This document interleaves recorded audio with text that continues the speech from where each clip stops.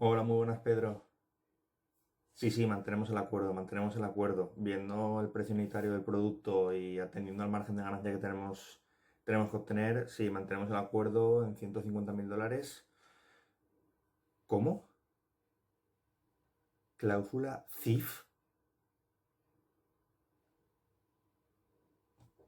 ¿Exword? ¿FCA? Pedro, ¿eso qué es? ¿De qué me estás hablando? ¿Que regula las responsabilidades en el transporte, trámites aduaneros? ¿Inco qué?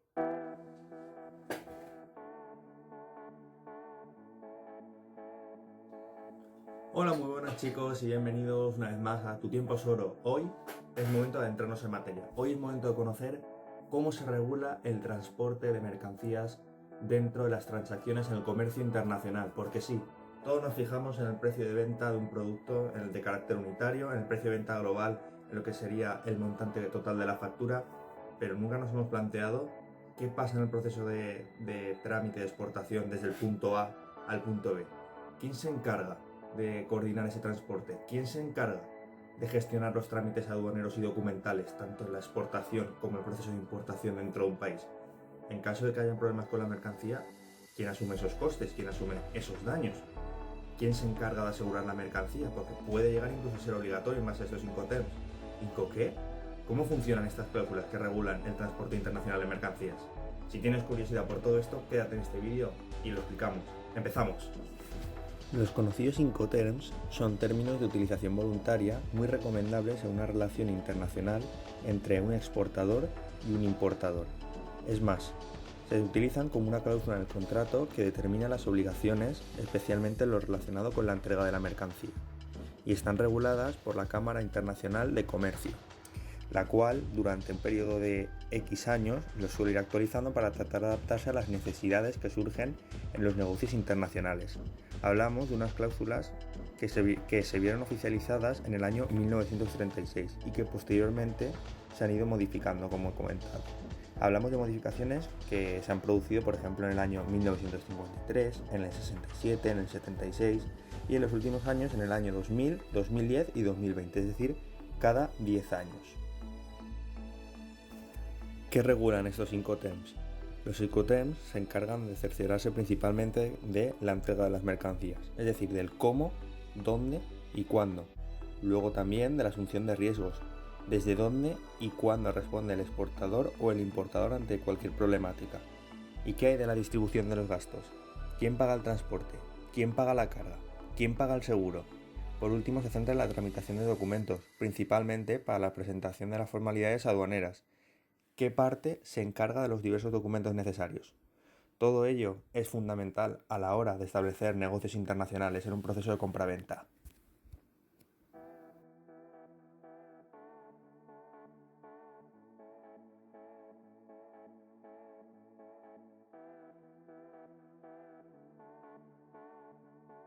¿Qué tipos de Incoterms nos podemos encontrar en el comercio internacional? Bien, como podréis ver en imagen, nosotros vamos a seguir una clasificación en base a el modo de transporte que se emplea. Vamos a utilizar para ello una tabla de remilla y palmés, aunque realmente esta tabla es emitida por la Cámara de Comercio Internacional y se emplea la última actualización, la última versión del año 2020. En pantalla podéis ver una clasificación en dos bloques principales, el primero de los cuales consta del montante general de los Incoterms, el Exword, FCA, CPT, podréis estar leyendo, ZIP, DAP, DPU y DDP, y luego por último en el segundo bloque encontraríamos el FASFO, CFR y ZIP. ¿Por qué están separados? Pues bien, en el primer montante encontramos los Incoterms que se pueden emplear de forma multimodal, es decir, atendiendo a diferentes formas de transporte. Hablamos de transporte marítimo, de transporte por camión o por ferrocarril, es decir, del ámbito terrestre, o por transporte aéreo. Sin embargo, luego en el transporte marítimo encontramos especificaciones concretas que se ven reflejadas en estos siguientes Incoterms: el FAS, el FO, el CFR y el CIF. También es muy importante, chicos, que tengamos en cuenta que a pesar de la clasificación que estamos siguiendo en esta tabla, también podemos establecer otros criterios para diferenciar los diferentes Incoterms. Y es que los Incoterms también están regulados en base a las responsabilidades del exportador o el importador.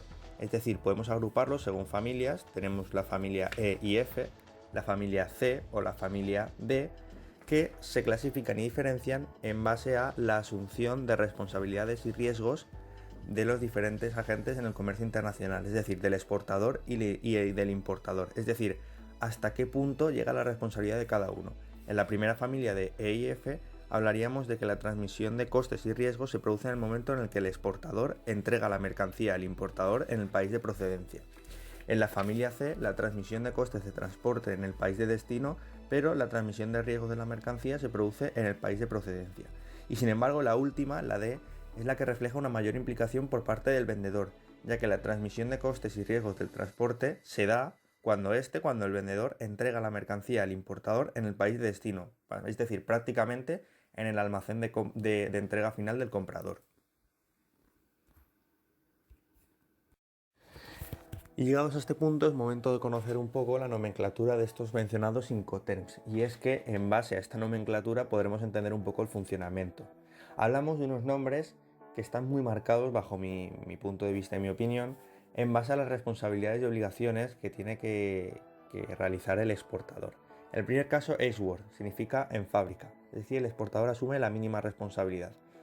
Únicamente se encarga de tener un correcto embalaje, tener un correcto empaquetado de los productos, tener un buen precinto, y es el importador el que acude a su casa, a sus instalaciones, y se encarga de cargar la mercancía dentro del contenedor o del camión en cuestión.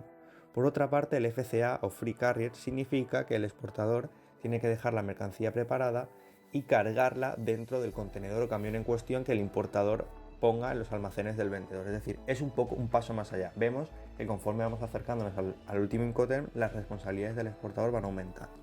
Ahora pasaríamos al FAS o el FOB. ¿Qué son? Pues bien, el FAS recibe el nombre de Free Alongside the Ship. Implica que el exportador se debe de encargar de todo el proceso de tramitación de la exportación hasta que el contenedor en cuestión con la mercancía se quede parado y preparado al lado del buque para que sea cargado y estibado dentro de este barco en el que termina la responsabilidad en el siguiente Incoterm, en el FOB, que significa Free On Board. El exportador se encarga de todo el despacho de aduanas de exportación, como en la mayoría de casos anteriores, y termina su responsabilidad cuando el contenedor de la mercancía se encuentra sobre la superficie del barco. Ahora bien, y si seguimos más allá, ¿qué pasa con el flete? ¿Qué pasa con un transporte marítimo que se produce desde el punto A al punto B? Pues bien, en este caso, el CFR, Cost and Freight, implica que el exportador, aparte de asumir todos los trámites de gestión en origen, también debe hacerse cargo del pago del transporte marítimo desde el punto inicial al punto final. Es más, conforme vamos avanzando, siguen aumentando las responsabilidades, y es que, ¿por qué no asegurar la mercancía durante ese transporte? Pueden surgir 1000 historias dentro del mar, ya sabemos lo peligroso que puede ser. Pues bien, para este caso se emplearía un Incoterm CIF. ¿Cuál es la diferencia con el CFR? En este caso el CIF es el Cost, Insurance and Freight. Es decir, la Cámara de Comercio Internacional que hemos mencionado al principio del vídeo regula y estipula que empleando este Incoterm se debe de asegurar la mercancía con una cláusula del tipo ICC de carácter A, es decir, máxima seguridad. Es decir, el importador va a tener la mercancía asegurada contra prácticamente cualquier tipo de suceso que pueda ocurrir durante el mar. Además, también tendríamos el Cost Paid To o CPT, que es una variante también derivada del CFR o CIF, que son aquellas que, pues como hemos comentado, se encargan del pago del flete del transporte marítimo o del transporte principal de las mercancías. Y luego ya tenemos el último grupo de Incoterms que estábamos comentando anteriormente, que son los del grupo D, que son los que implican que el exportador asuma un control sobre toda la operativa de carácter elevadísimo. Hablamos de que ya una vez llegados a destino, un DAP, un DPU o un DDP implican incluso la gestión del despacho de aduanas de importación en un país completamente extranjero por parte del vendedor. El DAP, la nomenclatura es Delivered at Place. Significa que el exportador y el importador han pactado un lugar en concreto, normalmente el destino puede ser el puerto, puede ser una terminal, un almacén de consolidación, donde el exportador va a dejar de asumir esas responsabilidades. Conforme vamos avanzando en estos Incoterms, el exportador asume más responsabilidades, un mayor coste, y por tanto ese coste probablemente se lo vaya a repercutir luego al importador, que será el que deberá de abonar y liquidar esa factura comercial que va a ir incrementándose conforme se empleen Incoterms de carácter de mayor responsabilidad.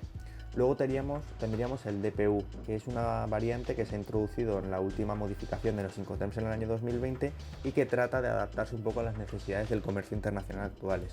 ¿Cuál es la diferencia con el DAP? El DPU significa Delivery at Place Unload, es decir, entregado en un lugar descargado. Sería la empresa vendedora la que tendría que tramitar con una empresa especializada en la desconsolidación, en la carga y estiva de la mercancía, pues tendría que tramitar el proceso de bajar lo que sería el contenedor de la mercancía del barco, del camión, del avión, de ese modo de transporte principal a tocar suelo. Y luego tendríamos el Delivery Duty Paid, que como hemos comentado antes, es el Incoterm que implica la mayor responsabilidad y mayor gestión para el vendedor.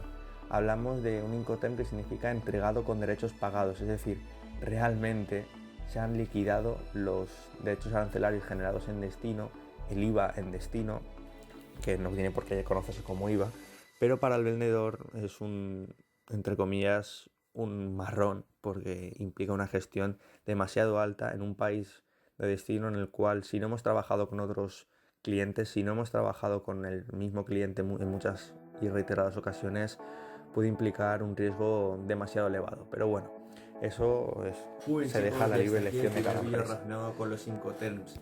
El caso es que igual me hubiese gustado poder entrar un poco más en materia, poder estudiar las características de cada uno, pero hay mucho contenido y lo que he pensado es poder tratar los diferentes Incoterms en varios vídeos para poder centrarnos. Pues en el primer vídeo vamos a hablar sobre el ESUR, vamos a ver pues eso, las obligaciones en particular, las responsabilidades del exportador, del importador y poder tratarlos un poco de manera individual y personalizada para que vosotros podáis tenerlos claro. Así que nada, hasta aquí el primer vídeo sobre los Incoterms, espero que os haya gustado, espero que os haya ayudado y nos vemos en próximos vídeos. Un saludo.